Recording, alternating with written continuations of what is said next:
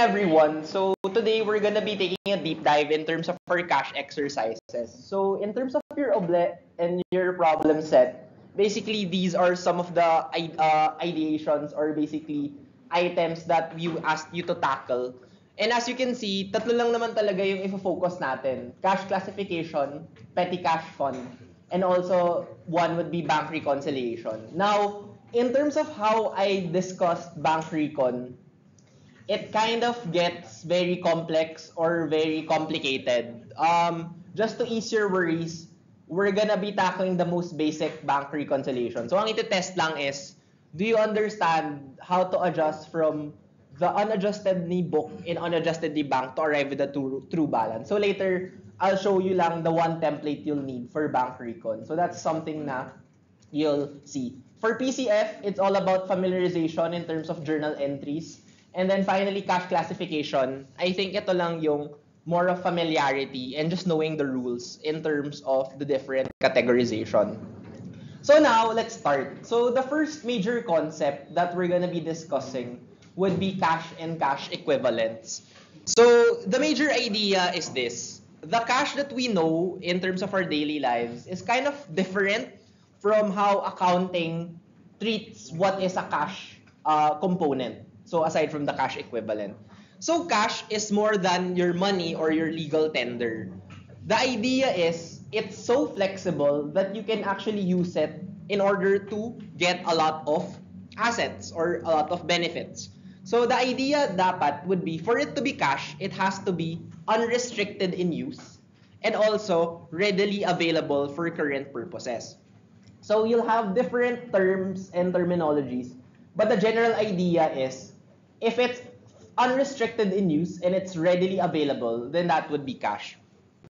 So to streamline our learning, we can go to the first problem set item, which is basically you're given 7 items, and the only thing that they'll ask you for cash classification would be how much should we present our cash and cash equivalents, right? So my tip for you is just whenever you read an item, classify what it is, and then from there, just determine what would be the effect in terms of the balance. So right now, we're starting at 0, and then we'll go through the 7 items. So that's step 1. So let's take it line item by line item. So first, it says here, 60 pesos of currency in coins in a locked box. So yung key terms na here would be nakalock yung box and it's for incidental cash transactions. So with this, what type of cash is this? Petty cash fund, right? It's a petty cash fund. And therefore, it's a petty cash fund. We include or exclude? You include because it's readily available. Next, you have 260 April dated checks that we have received from customers but not yet deposited. So this is cash on hand, right? So undeposited check. Is this something we include or exclude? We include because even though it's undeposited, it's still something that is within the month. Next, an 85 check we received from a customer in payment, but it's post-dated in May. So unlike this one in number 2, hindi siya undeposited. This is post-dated. So therefore, it's a accounts receivable. So the idea behind post-dated check is that hindi pa siya cash until nakalagay yung date, right? So ano yung titingnan nyo when it comes to checks? You will have to look at 2 things. The date on the check and the date of the period. In number 2, even if hindi mo siya na-deposit, technically, this is still cash because at any time during April, you can go to the bank and turn this into cash. Unlike this one, if tinry mo siyang i-deposit, the only time that they will recognize this as cash is when? Kapag May na. So therefore, for the April balance, even though this is undeposited, this is included, but for a post-dated check, this is not included in the April balance. And therefore, you'll ask me, what if this is 85 pesos? Where do we categorize this? Diba, remember, who issued this? The customer, right? Kasi may binili siyang service or product. Kapag hindi pa siya cash, then therefore, it would be an accounts receivable. Come May, ang mangyayari would be, you'll recognize the cash of 85 and then you recognize the revenue by crediting it. Pero the general idea is, for checks, ang pinaka-importante lang is to determine what is the period now, which is April, and what is the date on the check. So, kuwari, if this is August and this is August, then it's fine. Pero kung August and September, then that means it's post-dated. So, ang hindi lang ma-recognize as cash are those that are post-dated. So, for example, this is a March check na ngayon lang nag-arrive. So, therefore, in April, will we include this March check? Yes. Kasi hindi naman siya post-dated. So, it can still be readily available and transferable to cash. So, yun lang yung key concept here. Right? So, therefore, that would be not something we include. Checking account. So, this is a cash in bank. Include or exclude? Include. So, madali lang naman yan. And savings account also, every time you see that mga bonus yan, that's just something na you include. Right? Here, prepaid postage in its postage meter. Do we include or exclude this? Exclude. So, I know na parang in terms of like the knee-jerk reaction, the first thing that'll come across you would be, hindi naman natin na discuss what this is, right? So how do we test kung cash to? Well, even though you're not familiar, parang correct, postage. So you're thinking, parang mga stamps, right? Or something along those lines. Now, the question is this something that you can parang turn into something that's liquid? Is it readily available or restricted in use? Parang hindi. It's really more of a prepaid asset that we have yet to consume. And therefore, we do not include. And then finally, call back to receivable. We have a 25 IOU from the company receptionist. So that would be a receivable from the one that owes us. So IOU is literally a statement that they say na they owe you money. So that's a receivable on our end. And therefore, we only have to add these four things to arrive with 7,620. So for me, the thing is, just go through it one more time and then familiarize yourself which one would include or exclude. So those, parang yan yung basic item for cash classification, right? So things to remember, once again, post-dated checks are checks that bear a date that's subsequent to the period. So we do not treat this as cash. This is still a receivable from the payee, right? So again, going back to this idea, so nung una, nung na-receive mo yung check, oh nice, parang nung December, gagawin ko pala tong cash and then wala na siyang receivable. But when you realize that it's post-dated, you have to adjust it back na okay, hindi pa pala siya cash, receivable pa rin pala siya. Because when you look at it, it's a post-dated check because it's dated January 4. The current period is December. So post-dated siya. So technically, ang ideal scenario is hindi mo na ni-recognize yung pag-receive ng cash kasi hindi naman siya cash. But for a company or accountant that made this mistake, the adjusting entry would be to reverse it back to receivables. Because at the end of the day, post-dated checks are receivables. So IOU or travel advances, whenever you see those terms, IOU or travel advances, these are not cash. These are receivables from employees that borrow money from the petty cash fund. So I don't know if you've interned somewhere. Usually parang merong ruling box dito. Tapos parang pare gusto mo lang bumili ng stationery for the company. What we'll do is you'll get from that box and then you just write yung yung IOU voucher that you'll do. So technically, these are just receivables. So automatic, if you see the term IOU, travel advance, always think not cash. Postage stamp and supplies. These are medyo prehistoric now when people still use the mail. but these are prepaid assets. So it's sometimes left inside the petty cash fund before so that they can send out mail without having to worry about it. But again, the idea is these are not cash, right? So anytime you see supplies, postage stamps, etc., they're not cash. Next. So now, medyo mas marami, right? But the same framework will apply.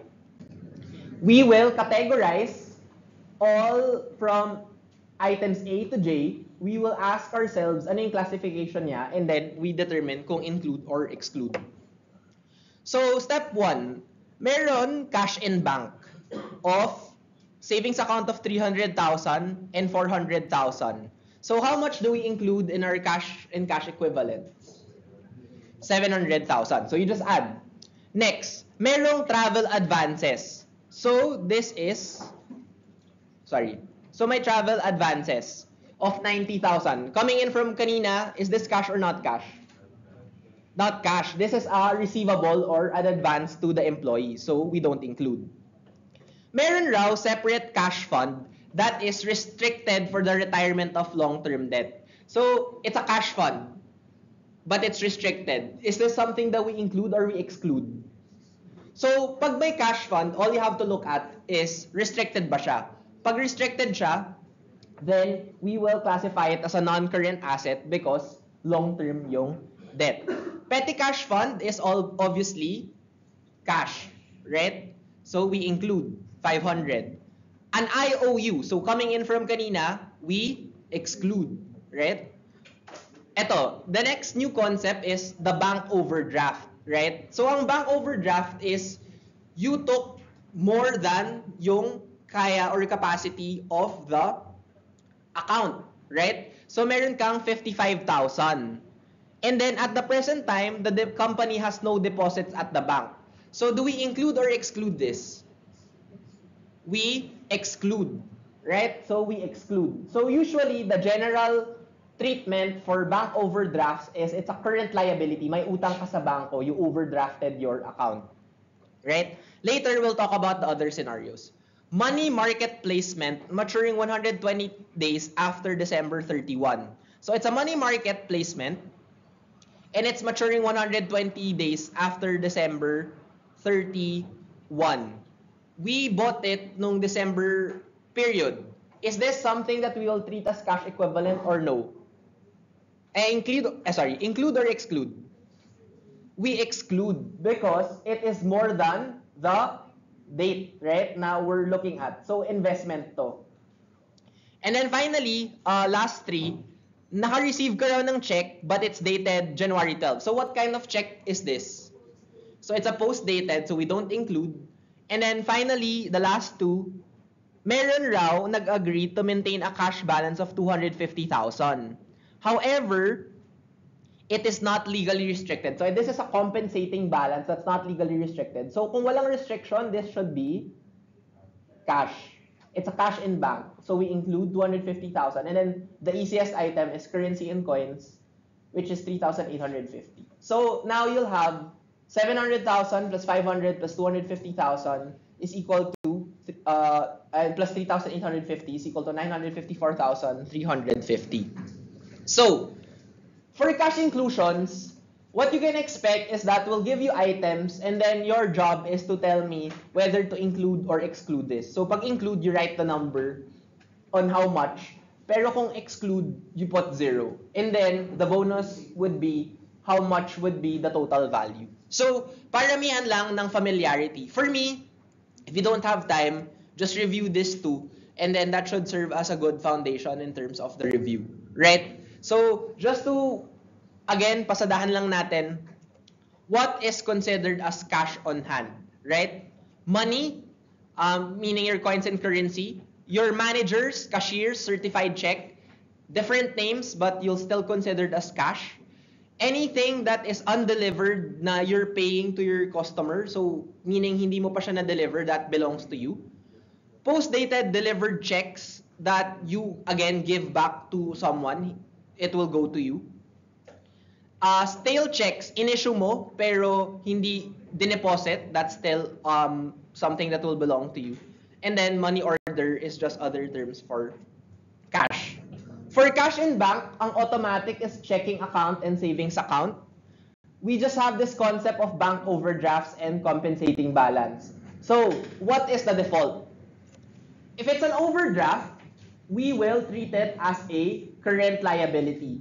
Ang only exception is if it has another account in the same bank. So, bawal na different banks, right? So, let's illustrate. Meron ka raw na bank overdraft of 10,000 in scenario 1 and scenario 2. Let's go muna in scenario 1. You have cash overdraft of 10,000 in BDO. Pero meron ka pa naman isang bank account which is in BPI, right? Pero dahil they belong to different banks, we cannot offset. So how will we classify this? Cash in bank, BPI 30,000, current liability 10,000 BDO. On the other hand, in scenario 2, may dalawa kang account sa BDO. Account 1, may 10,000 kang overdraft, and account 2, meron kang 30,000. Ang gagawin lang is i-offset. So now, you will present it as a cash in bank of 20,000. So that's the only rule. So, kware, meron kang isang line item in the exam. Cash in BDO overdraft of 10,000, but it has another deposit account at 30,000. Your answer should be include in cash equivalent at 20,000. You offset. So that's the rule. Next is compensating balance. Every time I see the term compensating balance, I just ask myself, legally restricted ba siya? If it's not, then it's cash and cash equivalent. If it's legally restricted, you look at whether short-term or long-term yung restriction. If it's a long-term restriction, it's a non-current asset. If it's a short-term, it's a current asset. But generally, kailangan lang hindi legally restricted si cash and si compensating balance. And then finally, you'll have different cash funds. What is the rule?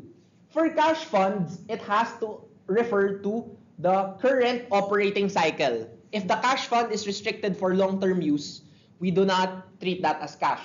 So, whenever I see payroll, dividend, and cash fund, I automatically assume na it's under cash, right? So, dividend, payroll, petty cash fund, they are cash and cash equivalent. Pero kung pare, meron kang bond sinking fund, so it's restricted for payment of a long-term bond, then that would be non-current asset. So those are the key ideas lang in terms of our cash and cash equivalent. And then, we have our 90-day or 3-month rule na it has to be purchased 3 months before maturity date. Ano lang yung kailangan yung tatandaan? If it's basically in terms of this, kailangan titingnan na lang when the maturity date comes in. So basically, that's the idea for cash equivalents. And that ends our classification problem. Are there any questions or clarifications? So honestly, just familiarize the rules, determine whether it's included or not, and then you'll arrive with your cash and cash equivalent balance. If there are no more questions, we can go to petty cash fund, right? So what's the idea? The idea of petty cash fund should be something like this. You will set up a petty cash fund, right? At the start of the period. From the get-go, maglalagay ka na ng balance. So let's say, for this company, gusto ko 10,000 lang yung laman ng petty cash fund ko, right? So this is the establishment of the fund. During the whole month, people will start getting money from this account. So, bibili sila ng postage, they will have travel expenses, they will buy supplies. So, you have 7, let's say, postage is 1,000, 2,000, 3,000, right? So, total, 6,000 yung kinuha from the box. At the end of the period, during replenishment, or during a replenishment period, sisilip ka sa loob ng box. ang makikita mo, dalawang kinds of categories. Yung cash na natira, and then yung mga receipts of your expenses. During replenishment, you're never gonna touch the PCF account. All you have to do is, okay, 4,000 yung natira na cash. At all times, ideally, dapat may 10,000 to. So how much should we replenish this? 6,000. So titingnan nila yung receipts. And then you will issue a check. Kaya, credit cash. Kasi you will issue a check. So that's how we account for it. So what are the two major accounts? When you establish the fund, that's the only time na you'll affect the PCF. And then whenever you replenish the fund, you will just recognize ano ba yung mga expenses. Usually, kinakopy nyo lang to. And then at the end, you will write the cash thing that we have to issue in order to replenish the PCF. So, kailan lang nagiging complicated? Nagiging complicated lang siya when, for example, instead of may 6,000 kang worth of receipts, pero meron kang 3,000 na lang. So, merong discrepancy of 1,000 na kulang or shortage. Alternatively, meron kang receipts for 6,000, pero may 5,000 ka dito, so meron kang overage, right? So, later, what I just need you to familiarize yourself is that if the PCF balance is more than what's accounted for, then there is a cash shortage. And therefore, that would be an expense. And if the cash overage, the accounted for is greater than the PCF, then there is a revenue that we have to state. So, ano lang yung madali? What is the normal balance of an expense? Debit or credit? Debit. So for me, whenever you make your journal entry, pag debit to, this is an expense, it's automatically a shortage. Revenue is a normal balance of a credit. So pag nag-credit to, this will be a revenue, and therefore, that talks about a cash overage. So to illustrate, let's go through examples, right? So ito, you can ignore. We will not include materiality para lang hindi masyadong mahirap. Yun. And then, the last thing is, every time you replenish, this is just a cycle. The only time gagalaw yung PCF is if you want to increase or decrease it, right? So, ang gagawin, before we increase or decrease the fund, we'll replenish it back to 10,000. And then, may two scenarios. The 10,000, gusto mong palakihin to 12,000 or gusto mong paliitin to 8,000.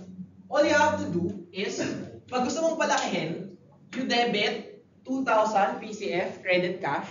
Or kung gusto mong paliitin, you'll credit PCF, you debit cash.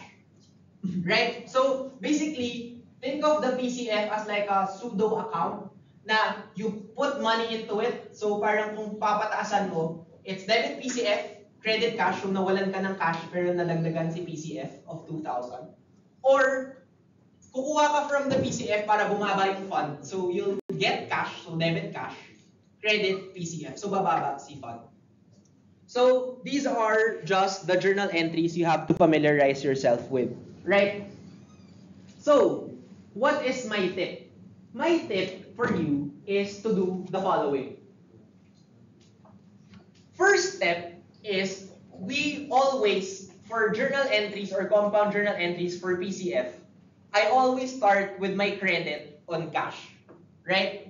And always, ang kailangan mo i-credit is whatever is missing based on the cash on hand. What do I mean by this? Step 1, you look at ano ba dapat yung accountability or ano ba dapat yung laman of the petty cash fund? 100. Step 2, I check, what is my cash on hand? 30. So my credit, ito yung pinakauna kong gagawin, is a credit to bring back the 30 to 100. So that would be a credit 70. And then, literally, I'll just copy whatever is seen from the receipts. So expenses 50, receivables 10, supply is 10. So 70. Nag-balance ba? Nag-balance. So wala tayong shortage or overage. Let's look at another example. This is your accountability and this is what you're accounted for. So basically, without even having to look at this, I can figure out whether this is a shortage or overage just by making the journal entry. How? 1. I will look at 100, 30 siya, so I will credit cash. And then I will copy 48, 10, 10. I'll add this. This is 48, 58, 68, and then 70. Ano yung kulang? Debit or credit of debit or credit? Debit. So 2 is the only thing that's missing to make it 70. And therefore, since this is debit, this is a expense. And therefore, it's a shortage. So dun sa mga nahihirapan to understand accountability and accounted for, my suggestion is make the journal entry, check whether it's debit or credit si cash over and short, and that will tell you whether that's a shortage or a overage. So similar step for overage. Again, I have to start with a credit. I copy. Pero this time, I have a debit of 55, 65, 75 versus a credit of 70. So ang kulang is a credit of 5. Since this is credit, that's a revenue account. And therefore, it's a overage. So honestly, ganun lang yung concepts. So the funny thing about PCF is it looks very complicated. But honestly, it just boils down to those 4 journal entries. So how does it work? Nag-establish ka ng fund. So the journal entry would be, so what are the steps? So babasahin ko lang muna yung problem. So what I'll do is, okay, nag-establish siya ng fund, so may isa akong journal entry. Nag-replenish siya midway, so I have another journal entry for that. Nag-replenish siya ulit for the second time. And then, nag-increase or decrease yung fund. So those are the 4 journal entries. So isa-isahin natin. Basically, nag-establish tayo ng fund. So that would be a debit PCF of 100, credit cash of 100. Next is nag-replenish tayo. So again, where do we start? We start with how much yung laman ng cash. It's at 2. What should be our credit to cash? Given na yung balance is 100. It's a credit of 98, right? So that is our first step, right? Credit cash of 98. Then all we have to do is list down all the receipts in debit. So basically, kukopyahin mo lang. So stamp inventory, 39. Freight out, 21. Miscellaneous expense, you add lang. So 6 plus 5, that's 11. And travel expense of 24. So now the next question is, we need to balance the entry, right? So in terms of the balance of the entry, our debits total 95. Our credit is at 98. So ano yung kulang? Debit or credit? So cash over and short, debit of 3. And therefore, that would be the journal entry. So this is a shortage. It's an expense. Next, replenishment. Again, step 1. What is the fund? 100 minus cash on hand of 7. So we credit cash of 93. And then step 2, list down all the receipts in debit by grouping the similar transactions. So kukopyahin nyo lang. Miscellaneous expense of 24, travel expense of 22, freight out of 27, postage expense of 23. So again, you add your debits, it's 96, your cash is at 93. So ano ulit yung kulang? Debit or credit? Credit. So that's a overage or shortage? Overage. So that's our revenue account.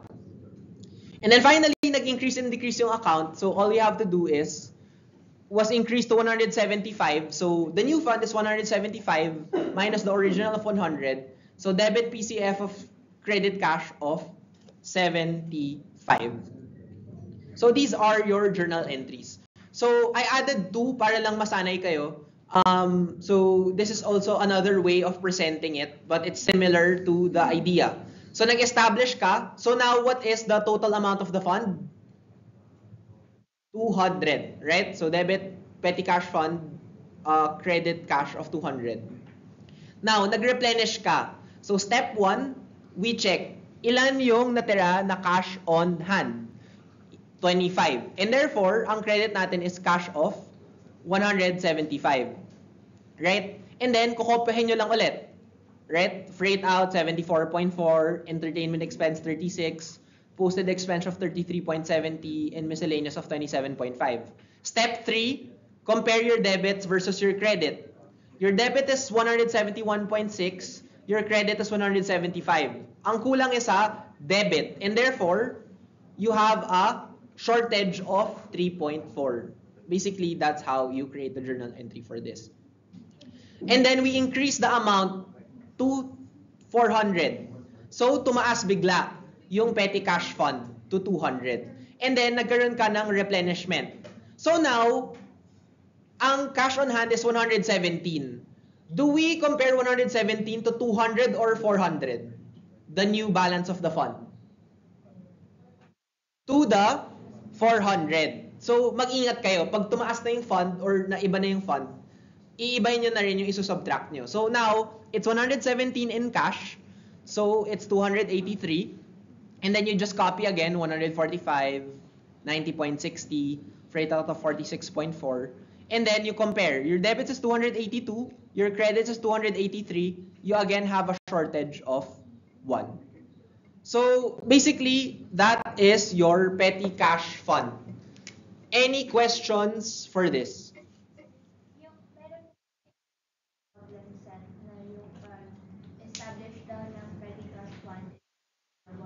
Always po ba na yung journal entry ng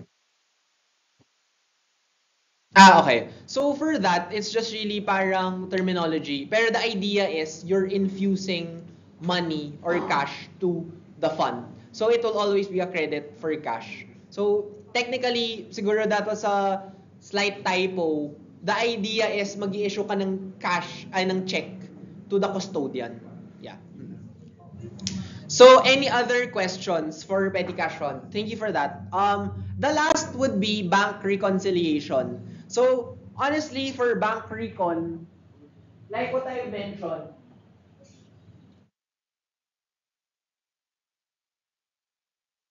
for bank recon, meron nilang kayo isang format that you have to understand.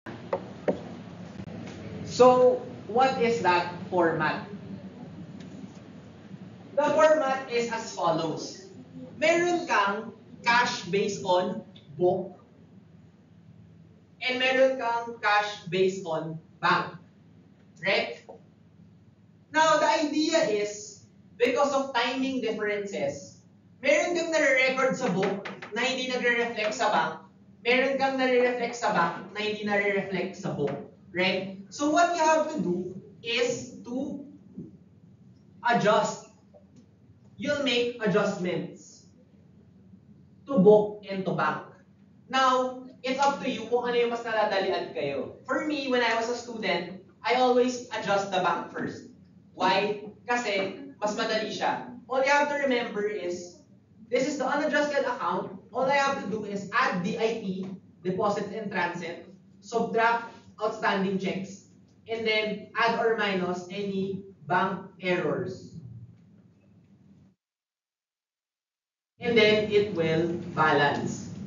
So, let's look at this example. Ito naman, any collection, right? And then ito mga NSF, bank service charge, and then plus or minus book errors. So ito mas marami lang classifications, pero this is just more familiarity. So what I do is from the unadjusted bank, I will solve for the true account, and then I will just double check kay book. So basically, ganito lang yung format. So how should it look like? Literally, ito lang yung kailangan yung familiarize. So cash per book, cash per bank, plus DIT minus NOC plus or minus bank errors is equal to your correct cash balance. Ito mga bank credit memos and bank debit memos. Right? So, let's start. You have a cash balance per bank of 3.5 million. So, 3.5 doon.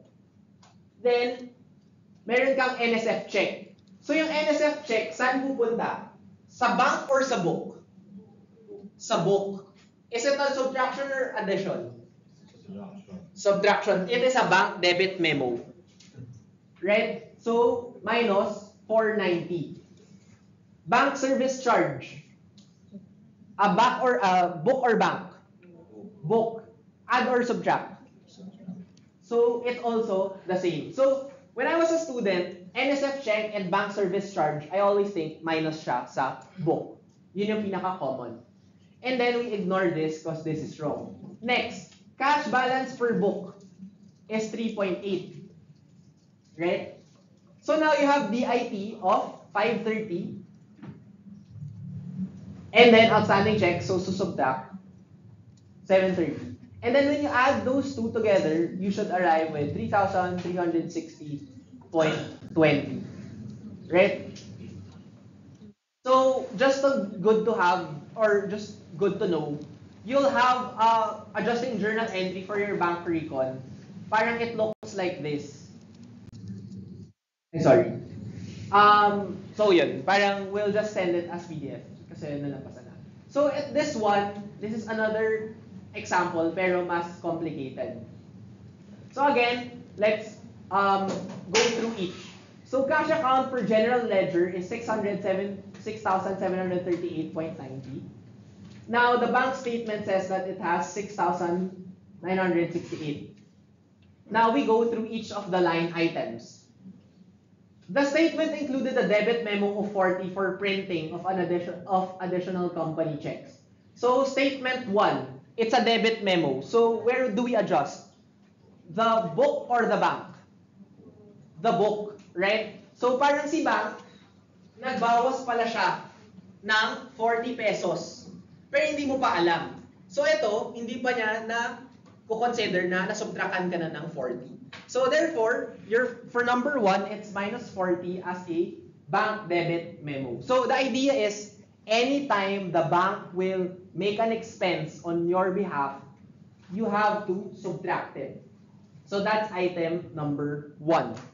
Number 2 is that meron ka raw cash sales of 883.15 that were deposited in the bank. However, the cash receipts entry were incorrectly made for 933. The bank credited the Timmins. So this is an error. So every time you encounter an error, the first question is, sino yung nagkamali? Right? In number 2, it said that the bank was the one that's correct. So what I will do here is, ito yung ginamit ni bank. Ito yung ginamit ni book. Si bank made it at 883.15. Si book, I think it's 933.15. Sino yung tama? Si bank or book according to the problem? Si bank. Therefore, ito, sobra. Right? So we now have to make an adjustment of 50. So this is the difference. So ito, kailangan natin pababain to 883.15. So that is a 50 adjustment. And therefore, lalabas siya here, under book. Kasi kailangan i-correct natin si book. Next, outstanding checks, 276. So that's under bank and deposits in transit. Right? So add DIT less OC. Number 4, the company issued check number 1181 for 685 to H. Moses on account. The check which cleared the bank in May was incorrectly journalized and posted by Timmins for 658. Sino yung nagkamali? Si bank or si book? Si book ulit, right? Right? So, si bank, tama na ang nilagay ni bank is 685. So, ang nilagay ni bank is 685. Si Timmins, ang nilagay niya is 658. Right? So, the question is, this is a check na palabas. So, ang ibig sabihin, si bank nag-subtract siya ng 685, si book nag-subtract lang siya ng 658. Papunta kasi ito sa customer. So, ang ibig sabihin here is that si book, kulang yung nirecognize niyang disbursement. Sabi niya, binayaran ko siya 658, pero dapat kailangan niyang bayaran ng 685. So, ano yung kulang? Kailangan niya pang mag-subtract ng 27. Does this make sense? So, kailangan alam niyo muna yung check ba papasok sa company or palabas. And then you just adjust accordingly. So ito, palabas siya, pero na-understate niya yung palabas na check. And therefore, kailangan mag-subtract ka ulit ng 27 na item. Next, 206,690 was collected by the bank for Timmins. So nagko-collect ka ng note. So umakyat si bank, pero si book hindi pa. So we just add the notes collection of 2,690. Don't be confused. Sometimes, in the item, it will say, the bank collected 2,000 in receivable and 690 in interest. That's basically just, kumita ka ng 2,000 based on your face value and then 690 in your interest. So both are increases. Both can be added to your book. Included with the canceled check was a check issued by Timmins, was incorrectly charged by Timmins by the bank. So what happened here? Company natin is Timmins. Pero si bank, nagkamali siya. Sabi niya, oh, may nag-issue ng check under Timmins Bank. So binawasan niya si Timmins ng 360. So definitely, ang alam natin nagkamali is si bank. Right? Binawasan niya tayo ng 360. How do we restore it properly? Kailangan lang we add it back, right? So therefore, kaya siya plus 360. And then finally, NSF, automatic, pag may nakita kayong NSF, it's just basically a minus to the 380. So with all of this, you will arrive with your answers. So again, that's the reason why I love bank side.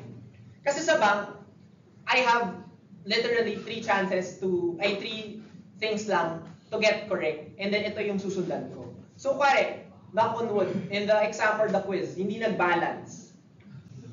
You go to the bank side first. And then talagang try nyo i-gets kung tama ba yung pag-understand nyo ng mga bank errors. Kasi DIT and OC lang naman yan eh. And then pag lumabas to, parang makikita nyo naman kung saan siya magkakamali. So, just to help you when it comes to the exams. Similar to this, what I'll need you to do is, per line item, tell me what's affected and what's the effect. So for example, in number 4, yung 658, at 685, the discrepancy, which is basically yung 27, what I want to see is book side negative 27. That's basically it. And then, basically, this is 1.1.1 point per categorization that's proper. And then, bonus na lang kung you get the correct cash balance. Para you're not pressured na, parang, even though hindi to magtama or hindi to magbalance, just focus to get as many items correct in terms of the proper classification. So actually with that, we're already prepared for our quiz and our exam. So, again, this is just the book journal entry. I don't think I'll make you do it kasi parang too many compound journal entries na to digest. So, this is just a